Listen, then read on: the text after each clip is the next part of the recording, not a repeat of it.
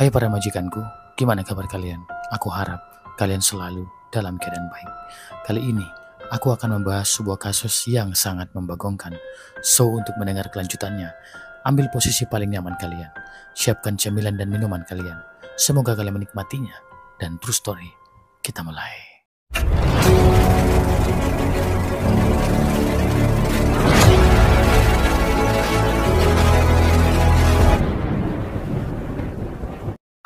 Sebuah penemuan menggegerkan warga Dusun Tanjung Makmur, Desa Margomulyo, Kecamatan Mesuji Timur, Lampung.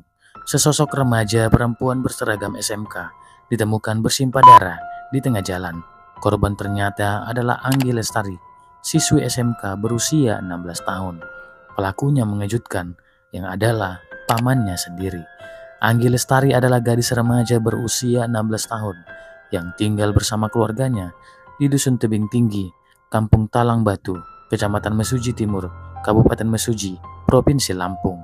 Ia adalah anak sulung dari dua bersaudara dan bersekolah di SMK Negeri 1 Tanjung Raya. Di sekolah, Anggi dikenal sebagai anak yang baik, rajin, dan memiliki banyak teman. Ia sangat aktif di media sosial, terutama di TikTok. Di sana ia kerap membagikan momen kesehariannya dan curahan hatinya. Dalam salah satu unggahannya, Anggi pernah bercerita tentang kisah cinta dengan mantan kekasihnya yang gagal karena sifat egoisnya sendiri. Setiap hari, Anggi rutin berangkat ke sekolah. Meski aktif di media sosial, ia tetap bertanggung jawab terhadap pendidikannya. Selasa, 28 Mei 2024, Anggi berpamitan kepada orang tuanya untuk pergi ke sekolah lebih pagi dari biasanya. Ia menggunakan sepeda motor metik karena harus mengikuti ujian di SMK Negeri 1 Tanjung Raya. Setelah ujian selesai, Anggi bersiap pulang. Namun sebelum itu, ia menerima telepon dari pamannya, Herman, pria parubaya yang telah berkeluarga dan merupakan adik kandung dari ayah Anggi. Herman meminta Anggi untuk mengantarkannya ke suatu tempat. Tanpa rasa curiga, Anggi menyanggupinya. Di tengah perjalanan pulang, Anggi menjemput Herman, tapi justru Herman yang mengemudikan motor, dan mereka menuju wilayah desa Margojadi, Kecamatan Mesuji Timur, di daerah perkebunan karet yang sangat sepi. Di sanalah Herman melancarkan aksi kejinya. Herman awalnya mengira Anggi membawa uang dari sekolah. Ia berpura-pura meminta agar bisa merampok. Namun ketika Anggi menyadari gelagat mencurigakan, ia melawan, mempertahankan tasnya, dan berteriak minta tolong. Teriakan Anggi membuat Herman panik. Ia tak ingin aksinya terbongkar. Ia mengeluarkan pisau yang telah ia bawa dari rumah. Tanpa ragu, ia langsung menikam Anggi berulang kali hingga tubuh remaja itu tak berdaya dan bersimpah cairan merah di tengah kebun karet yang sangat sunyi. Setelah itu, Herman melucuti pakaian Anggi dan memperkaosnya. Selesai melampiaskan nafsu bejatnya, Herman meninggalkan Anggi di semak-semak bersama motornya dan melarikan diri. Sementara itu, orang tua Anggi mulai cemas. Hari semakin sore, namun putri mereka belum juga pulang. Mereka mencari ke sekolah, namun tidak menemukan Anggi maupun motornya. Kepala sekolah menyampaikan bahwa Anggi memang sempat mengikuti ujian semester pagi itu dan langsung pulang. Sejak saat itu, ia tidak terlihat lagi. Sekitar pukul 17 sore, sekelompok remaja yang sedang mencari burung di kebun karet melihat sebuah motor tergeletak di semak-semak. Saat didekati, mereka menemukan sosok perempuan tak bernyawa tak jauh dari motor tersebut. Mereka langsung panik dan melapor ke warga, lalu diteruskan ke pihak kepolisian. Polisi segera menuju lokasi yang sudah dipenuhi warga. Saat melakukan identifikasi, korban masih berseragam SMK, namun belum diketahui namanya. Tubuh korban penuh luka sayatan, lebam, dan ditemukan tanpa celana dalam dan mengindikasikan adanya kekerasan seksual. Jasad korban dievakuasi di RSUD Ragap, Bawage Caram, lalu dipindahkan ke RS Bayangkara Polda Lampung untuk diotopsi. Dari seragam yang dikenakan, polisi menelusuri SMK Negeri 1 Tanjung Raya. Di sana mereka mendapat konfirmasi bahwa korban adalah Anggi Lestari. Kabar duka ini segera disampaikan kepada keluarga. Orang tua Anggi sangat terpukul. Mereka tak menyangka anak kesayangannya ditemukan dalam kondisi yang mengenaskan. Yang lebih aneh lagi, lokasi penemuan jasad bukanlah rute biasa yang dilalui Anggi untuk berangkat ataupun pulang sekolah.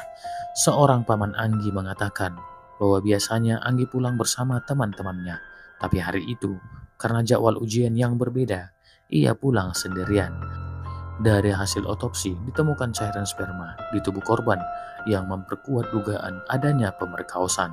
Setelah selesai pemeriksaan, jasad Anggi dikembalikan ke keluarga pada Rabu 29 Mei untuk dimakamkan. Sementara itu, Herman bersembunyi selama 4 hari di perkebunan karet, lalu kabur ke Kabupaten Banyuasin membawa tas milik Anggi. Penyelidikan sempat terkendala minimnya bukti. Polda Lampung membutuhkan hampir 1 bulan untuk mengungkap kasus tersebut. Sebanyak 42 saksi diperiksa, termasuk kepala sekolah, satpam, keluarga, teman-teman korban, dan warga sekitar. Titik terang muncul dari rekaman CCTV warga berdurasi 7 detik yang memperlihatkan Anggi dibonceng oleh seorang pria berjaket hitam. Polisi menduga kuat pria itu adalah pelakunya. Keluarga membenarkan bahwa gadis di video adalah Anggi, tapi tak bisa mengenali pelakunya karena kualitas rekaman yang rendah. Namun dari penelusuran lanjutan, ditemukan bahwa Anggi tidak pernah mau dibonceng oleh orang tak dikenal, yang menguatkan dugaan bahwa pelaku adalah orang terdekat. Hasil uji laboratorium dari cairan merah dan sperma di tubuh korban akhirnya mengidentifikasi pelaku adalah Herman, paman korban sendiri. Kecurigaan makin kuat karena Herman menghilang sejak jasad Anggi ditemukan. Polisi melacak keberadaannya hingga ke Desa Brugo, Kecamatan Babatoman, Kabupaten Banyuasin, Sumatera Selatan. Pada Senin, Juli 2024, Herman berhasil ditangkap oleh tim Polda Lampung. Ia tidak melawan dan langsung mengakui semua perbuatannya. Dalam pengakuannya, Herman mengatakan motif awalnya adalah perampokan. Ia menduga Anggi membawa uang dari sekolah, namun niat jahat berkembang menjadi pembunuhan dan pemerkosaan. Untuk memperjelas kronologi, Polres Mesuji menggelar rekonstruksi pada Kamis 18 Juli 2024. Rekonstruksi dilakukan di lapangan tembak Mapolres dengan pengamanan ketat. Sebanyak 54 adegan diperagakan di hadapan jaksa, pengacara, dan keluarga korban. Kapolres Mesuji menegaskan bahwa rekonstruksi bertujuan memastikan kesesuaian keterangan saksi dan tersangka. Herman akhirnya dijerat dengan pasal berlapis, pasal 340 KUHP tentang pembunuhan berencana, subsidiar pasal 338 tentang pembunuhan, pasal 365 ayat 3 KUHP tentang pencurian dengan kekerasan yang menyebabkan kematian, pasal 81 ayat 3 Undang-Undang Nomor 23 Tahun 2002 tentang perlindungan anak, dengan ancaman hukuman mati atau seumur hidup. Bagaimana tanggapan kalian para majikanku tentang paman yang tega memperkaos dan membunuh keponakannya sendiri? Tulis pendapat kalian di kolom komentar. Semoga kasus ini menjadi pembelajaran buat kita semua. Terima kasih.